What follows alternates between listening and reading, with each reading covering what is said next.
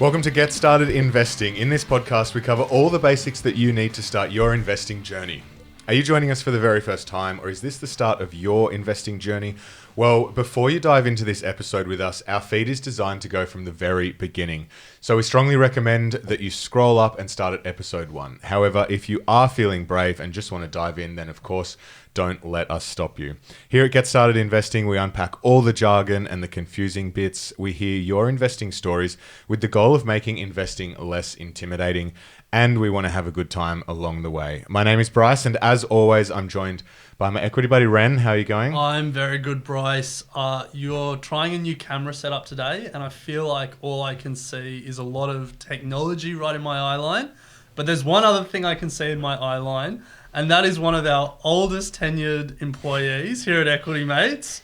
That's Darcy. Yes. Welcome, Darcy. Thanks, guys. Great to be here. But yeah, Ren, we are always improving here at Equity Mates. So, well, looking forward if to seeing people are watching us on YouTube, they can tell us if it's an improvement or not. Yeah, and our video editor also tell us if it's improving or not. So look, to close out the year, it's our last Get Started Investing episode for the year before we get stuck into our summer series. We've got Darcy, who's a content manager here at Equity Mates, reached out 4 or 5 months ago, came on and did an internship, and now part of the team. Here we are. Here we are. First time in studio. Yeah. True. So we're going to have a chat with Darcy about his investing journey. We'll start with the true or false game that we always do when we get members from the Get Started Investing community into the studio, and then have a chat around 2022. Darcy is our crypto and DAO NFT expert. Yeah. So we're going to chat all things DAOs and crypto, and then just have a bit of fun. So let's start with true or false, shall we? Let's do it. So Darcy, we'll start at the very beginning of your investing journey. True or false, your very first investment has been your most successful? This is actually true. Probably will be my most successful ever. I thought, how easy is this investing thing? The story was a friend basically gave me a mining specky tip, which is where my affection comes for mining speckies. We can touch on that later, but my first investment was my most successful. What was the specky? It was a company called Spectrum Metals, gold mining specky. Bought it at around 2 cents, and it jumped to 12.5 within a few weeks. Nice. Insane, but yeah. I think, looking back, it probably wasn't the greatest thing to start with, because I was like, is this what happens every time? But learned a bit since then. Do you still have it? I was going to ask, what's it done now? So it's now no longer listed. I think it was taken over. I sold out at about 11 cents or so. No longer listed. It was either taken over or deregistered. One of the two. Nice. So Darcy, true or false, you had a strategy in place before you got started? So this is false, following on from the previous story. I kind of blindly followed a stock tip, and I didn't really know what I was getting into. Growing up, didn't speak about investing much with my parents, which is no slight on them, but just wasn't something we really spoke about at home. So I didn't have much of a strategy in place at all when I started. Nice. True or false? And I think I know the answer to this given your very first investment. But true or false, investing is as hard as you thought it would be? False again. I think in some ways it can almost be too easy. Like, it's just at your fingertips these days. It's not in terms of returns, but just the ease. That's going to be the episode title. Investing is too easy. No. In terms of the ease of doing it, it's at your fingertips.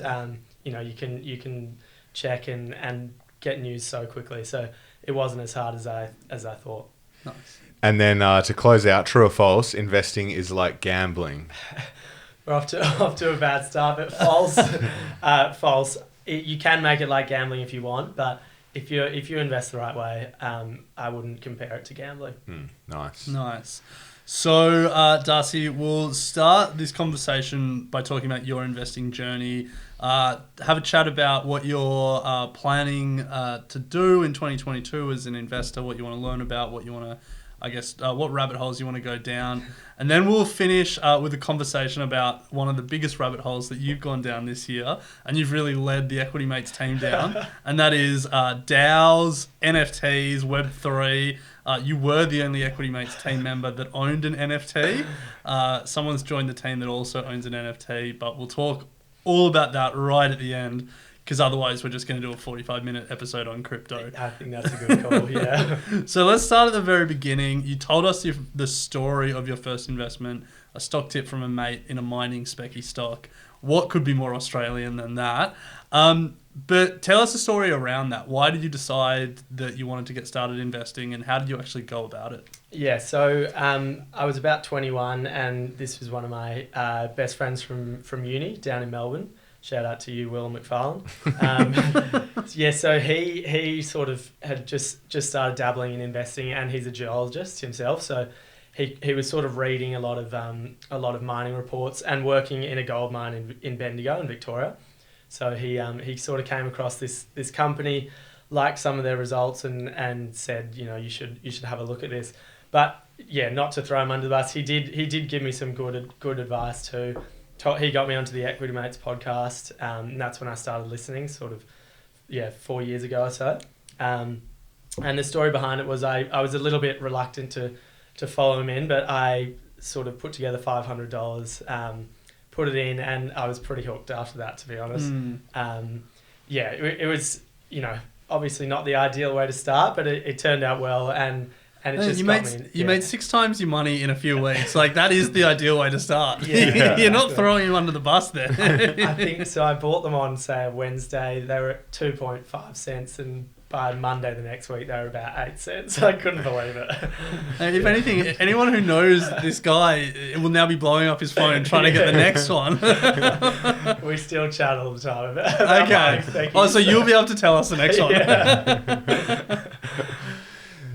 So Darcy, thinking back to when you started and through to now, what are some of the most important resources that you use that you find really helpful to get information? Outside of Will. Outside of Will. So for me, I really love reading and especially keeping up to date with sort of the news and what's going on in the world.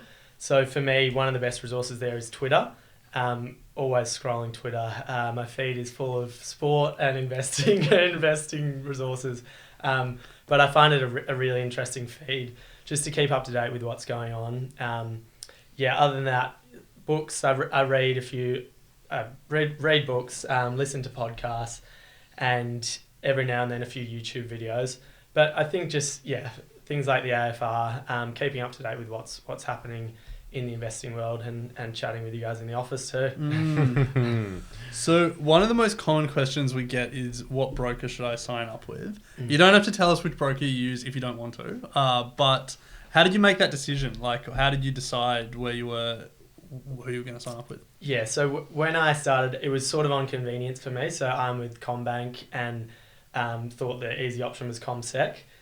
So I signed up with them, not really realising that $30 a trade was ridiculous. And I still hold some shares on CommSec, but I'm now in the process of switching them across. I use Stake for international shares. I also use Spaceship for more of like a core portfolio. And then other platforms I use are SwiftX for crypto purchases, OpenSea for NFTs. Nice. And then I do dabble in a few staking platforms for my crypto, which we can probably touch on later. Yeah, we'll put a pin in that. Yeah.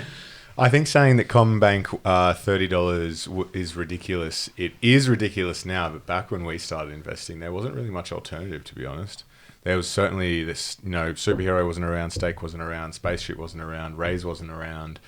You're really aging. You're dating yourself. Yeah, but that was only like 6 years ago. Yeah, there was some. There was like CMC and IG and stuff, but no one really. But nothing that's as cheap as we're seeing now. Yeah. So, you've mentioned some platforms there. You mentioned the core, the Spaceship. So building a bit of a core portfolio. No doubt you're dabbling in a bit of a satellite approach as well. How did you figure out what investing style worked for you, and how would you describe yourself as an investor? Yeah, so I'm pretty aware that I've probably been quite lucky with my investing so far. and other outside of the COVID crash a couple of years ago, the climate has been really friendly to investors. So I do have a higher risk tolerance being young, and I've kind of tried to take advantage these last few years of a really friendly investing climate. But I'm kind of in the process now of switching to less satellite and more of a core portfolio approach. Just sort of de-risking my portfolio, and as I've kind of built a little bit more wealth, I guess, I'm trying to put that into less risky assets and sort of hold it there for the long term. I'm still at the stage where I check my portfolio every day. So, but yeah, I definitely learned things throughout that COVID crash. That was the first market downturn I'd experienced, and I did panic on a few things. A few stocks that I had in the green, I was like, I'm going to take profits now, and sold them. Sure, they went down a bit, but a few of those were Afterpay, which I sold around $15. Bet makers at 15 cents, which was around $1 recently, and another lithium company. So I don't think I've really sold a stock since then. I'm just really, really trying to restrain myself. Yeah. What I'm hearing is you've picked some good stocks. I have. I've had a few good stock picks, a few good stock tips. Yeah. But yeah, I've found a few good winners, and obviously holding for long term now. Yeah. When you think so, it sounds like you're, moving into the core, more into the core. I guess thinking a little bit more long term. Maybe being a little bit more sensible, or de-risking might be the way to phrase it. I guess what's the motivation behind that? Do you have like a goal that you're working towards? How do you think about sort of setting your portfolio up for the next however many years? Yeah, so as I'm sure the same goal with a lot of people is financial freedom, but on a deeper level, I really enjoy investing. So it's something that I'm passionate about and find really fun.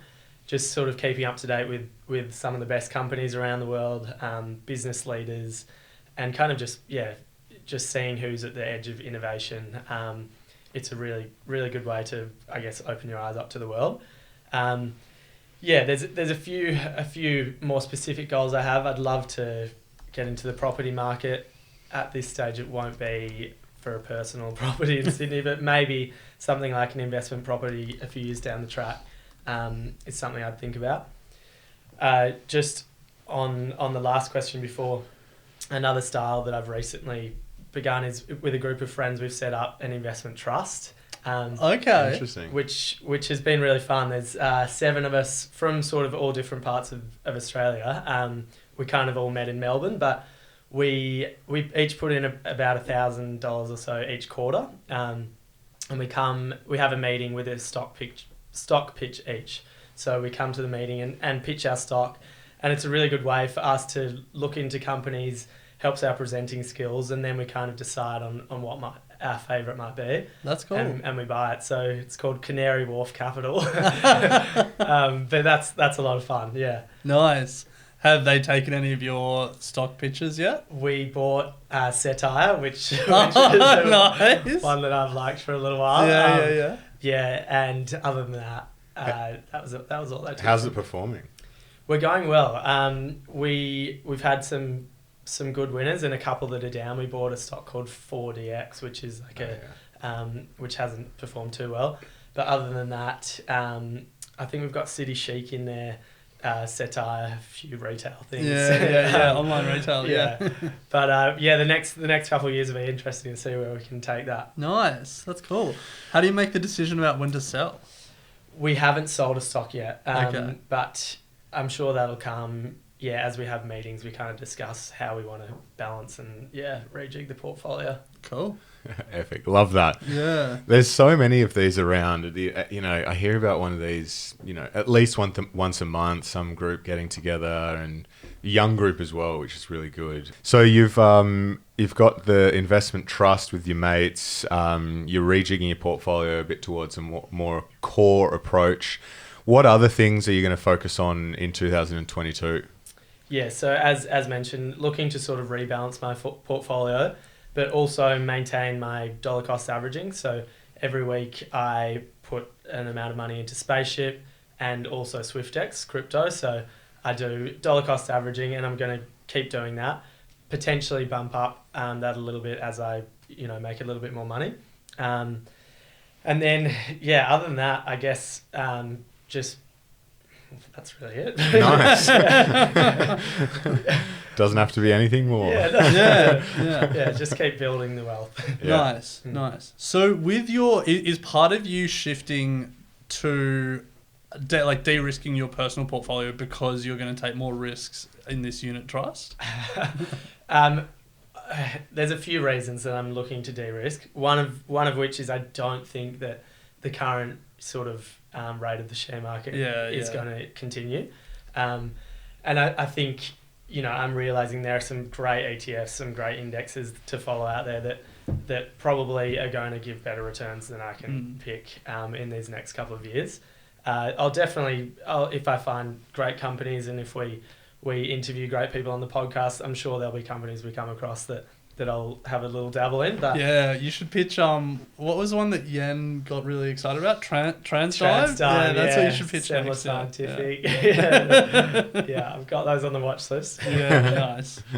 So on that point, and the reason I ask about de-risking in the unit trust is there's 7 mates. How do you decide your investment philosophy and your risk as a group? Because it's one thing to do it personally, to be this is what I believe, but I guess having to actually sit down and have that conversation with a group of people and agree on an investing philosophy is probably a lot. It requires more than just thinking in your head, I know what I'm doing. Yeah, absolutely right. And that's a good question. We've got a pretty diverse mix of people in the group. So we've got someone studying medicine, we've got someone working in finance, we've got a lawyer, we've got 2 farmers, and then we've got a geologist and myself, the content manager.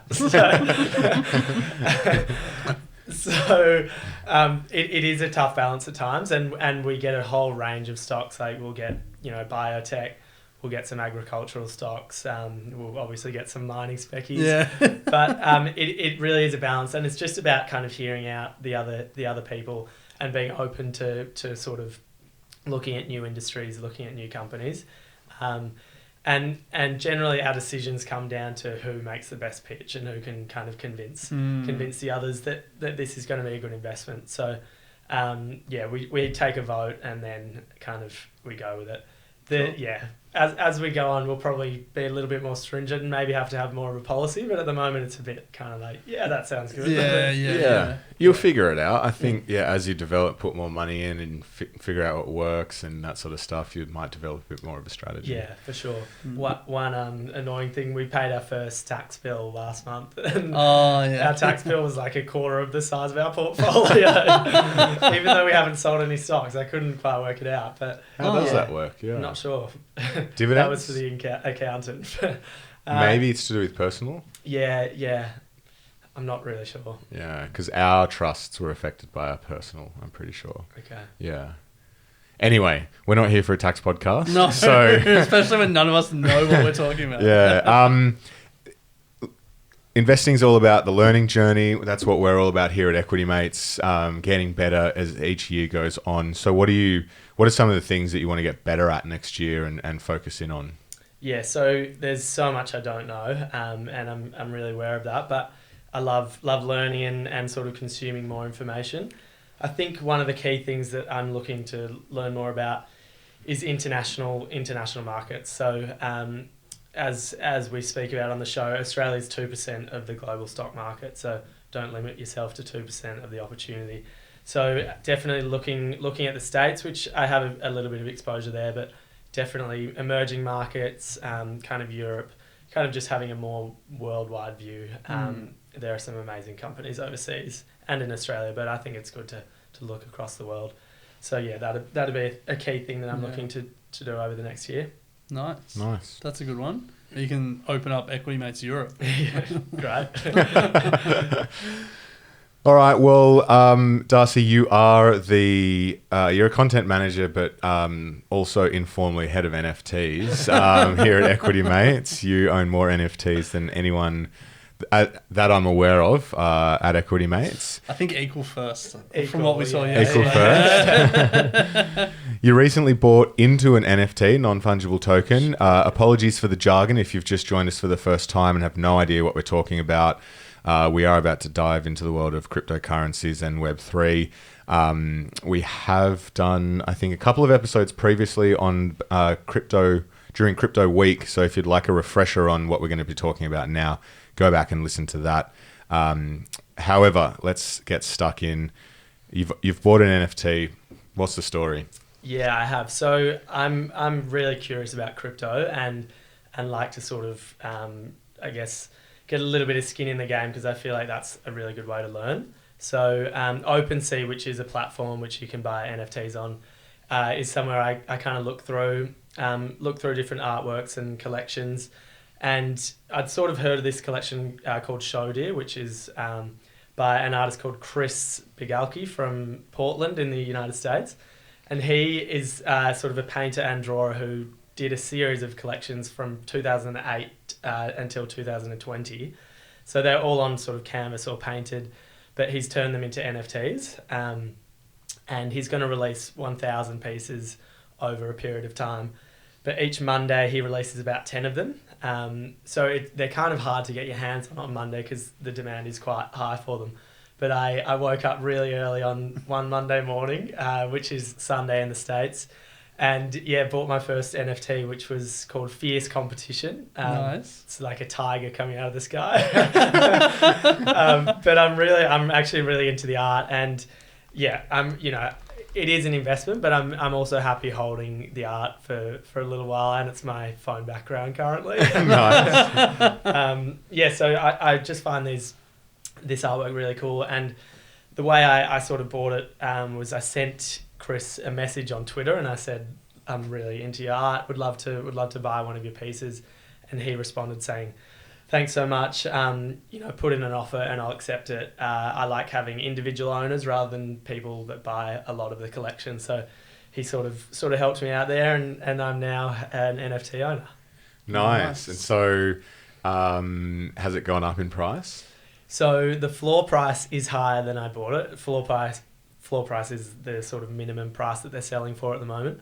But I'm sort of going to wait until all 1,000 of the pieces are released. He's about 650 of the way through now. But I'm hoping as they've finished release, as they've all been released, they'll kind of become a little bit more valuable and sought after. And then I'll look to offload. Nice. And so just for like back to basics, when you buy an NFT, are you literally just sent a link and a PDF? Great question. I think it would be a PDF. So what is it? So I have a account on OpenSea, and you can see your collection of pieces. So I've got 2 pieces in my account. Honestly, anyone could go on to my account and take a screenshot of my NFT. I might do that after this. Don't you dare. But yeah, I do get a piece of ownership. So I got an email saying, you're the owner. Obviously, I decide if I want to sell it. I can put a bid price up there. So I could say I want to sell this for a certain amount of Ether or Ethereum, and someone could buy it at that price, or I could I could allow people to bid on it, and then I can accept an offer. But at the moment, it's not up for sale. Okay. Nice. There you Fascinating go. space. NFTs. Do you consider it an investment? I do. Okay. Yes. Yeah. What's next? What's next? Well, that sort of, that was a nice little dabble. We can speak about Web3 and DAOs, which I honestly have no idea about. But we've had a bit of fun in the office over the last few weeks. I had a meeting with someone recently who suggested this DAO, which is a decentralized autonomous organization, essentially a group of people on the internet with like a common purpose. And we came across one called Klima, which is trying to drive up the price of carbon assets, and hopefully, I guess speed up our realization that we need to act on climate change. So we got into a DAO recently, and it hasn't gone too well. But Has it not gone well? No. I think we're down. Climate 50%. climate is tanking. It's tanking. Yeah. Damn. But it's all part of it. It's all part of it. Hey, we're Yeah. doing our bit to fight climate change, though, so that's something. Exactly right. ESG investing. Yeah. So for someone looking to get into this, you've mentioned the artist there over in Portland, USA. How did you, of all of the NFTs on OpenSeas, like how did you research this? What led you to this particular piece of art? Yeah, so I kind of trawl through the explore page on OpenSea and I look at basically just look through all the art, and if I see things I like, I might click on them, see who the artist is. You can kind of Google their name or go on their profile and see what sort of stuff that they make. The other one, again, I mentioned Twitter. You can kind of see what's trending on Twitter, looking up hashtags, NFTs, things like that. And there's quite a few valuable people on the app, who sort of, I guess, I get a lot of information from. So trawling through Twitter, searching up artists, and then I guess getting a bit of skin in the game. I kind of just wanted to buy that first NFT, and then from there you're sort of forced to learn a bit more about it. Just like the stock market. Once you're in, and then it all kind of starts growing For from sure. there. Yeah. Some skin in the game. Yeah. OpenSea's is going to IPO next year. I heard this. Is that on your watch list? I will be putting it on the watch list. I think it's a pretty cool platform. Don't want to get too I guess complex, but there's quite high fees on there, which I don't like. Yeah, okay. But yeah, maybe there'll be another alternative to OpenSea soon. Okay. Cool. Nice. Well, Darcy, before we close the final episode of the year, before summer series, of course, I guess we can throw it over to you. We've been pumping you with questions. Do you have anything for us, given that, we're all in this together? I do. So I've been a listener for years, and I've been waiting for this moment. Nothing personal. I think we're almost out of time, actually. Got to unleash. No, I'm kidding. So these aren't exactly investing related, but I wanted to ask you guys a few things. The first of which, if you could interview anyone in the world at the moment, who would it be? Jeez. Anyone in the world. I mean, the obvious answer is Buffett, but after Charlie Munger's display at the Hearts and Minds conference last week, I don't know how good an interview that would be. Agreed. Anyone in the world? I mean, I'd love to get Obama on. Don't know what we would talk about, but I'd just love to chat to him. Oh, goodness. I'd love to interview like one of the big tech guys. Like a Zuckerberg interview would be pretty interesting. Yeah, true. Or a Larry interview. or Sergey, or one of the big, like the guys who run Sequoia, or they'd be pretty fascinating. Cuban people. would be good. Cuban, yeah. Honestly, Trump would be good content. All right, that's my role now to make that. True. In Australia, John Hempton said no to us a few times. We'd love to get him on. He has, yeah. The thing is, you often find, though, it's the guys that you don't have the big reputation that are often the best interviews. Yeah. Like Yen. Or maybe reputation in our circles anyway. Yeah, we often think of, big fish that everyone's spoken to and they've done 10,000 interviews before. But it's the guys who haven't done so many interviews but are really passionate and good at their craft that you get a really good interview out of. Sure. It's finding those people that's tricky. Yeah. And another one for you. Who would you say is at the pinnacle of the podcast world and why? Bryce. Thank you.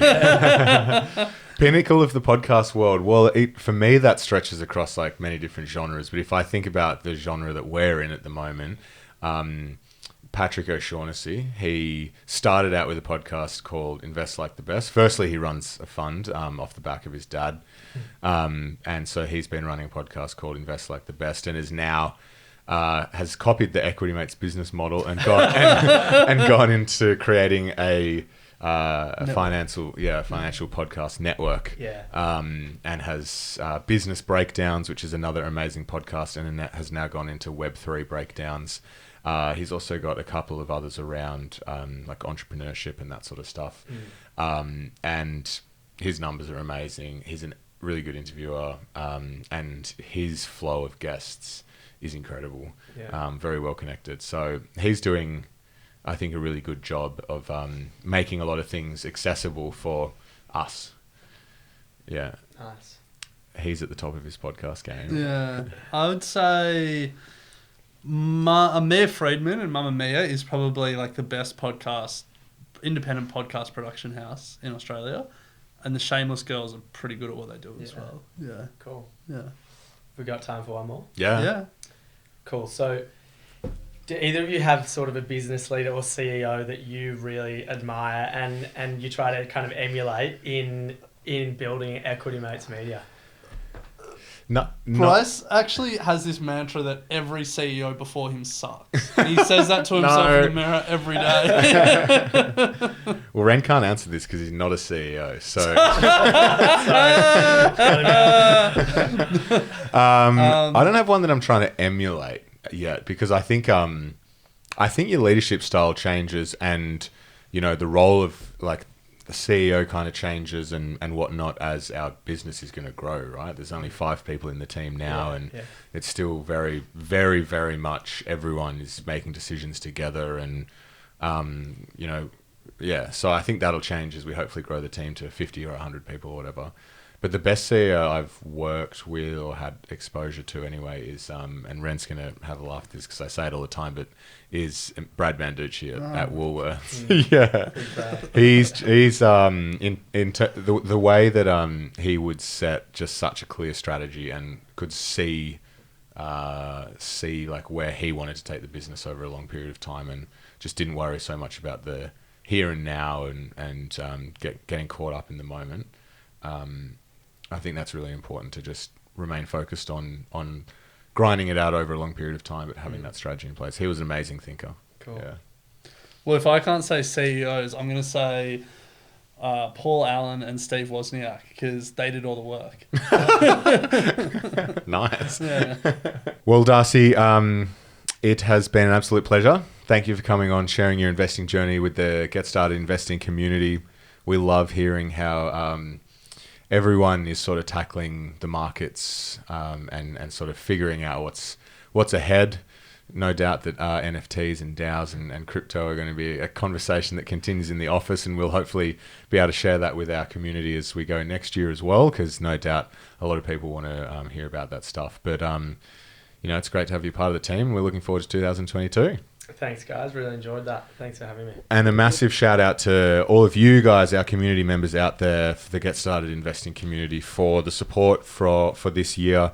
It's been an awesome year here at Equity Mates, and we feel like we've been lucky enough to share a lot of stories from members of the community throughout the year, and those stories only continue throughout the summer series. So stick around, because over the next 6 weeks, we're going to be asking some of the big questions that all beginner investors want to know, things around best resources, mistakes you've made, things you wish you knew before you started. So we've got about 20 community members sharing their tidbits or thereabouts.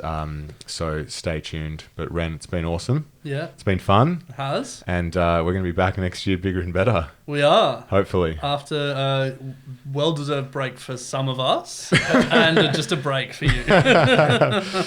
Well, enjoy the summer series, and we'll be back for the first episode first week of Feb.